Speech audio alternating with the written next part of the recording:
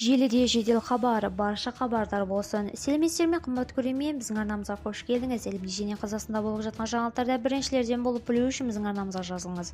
Видеомыз астында бірден лайк және жазылу түймелерін басыңыз. Қолдарыңыз қабат олардың қабырғаларына тиісін. Біз сізге ең жақсын жеткізуді жалғастырамыз. Ендеше біз бастадық. Педофилдер өмір бойына бас бостандығынан айырылуы мүмкін. Педофилдер өмір бойына бас бостандығынан айырылуы мүмкін деп хабарлайды Түркістан KZ. Қазақстан телеарнасы мәлім еткендей, қазір заң жобасы әзірленіп жатыр.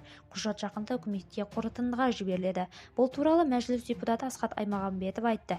Маңызы заң нормаларының қатарында буллинг мәселесіне сұранысты қатайту, букмекерлік кеңселер мен автоматтарға шектеу қою жай бар. Бұдан бөлек Аймағамбетов педофилдерге бостандыққа шығарда міндетті түрде стерилизация жасалту керек екенін ұсынды. Педофилдердің өмір бойы қамалу мәселесі оларды стерилизация өткізу. Олардың кейбірі өтеді, кейбірі өтпейді.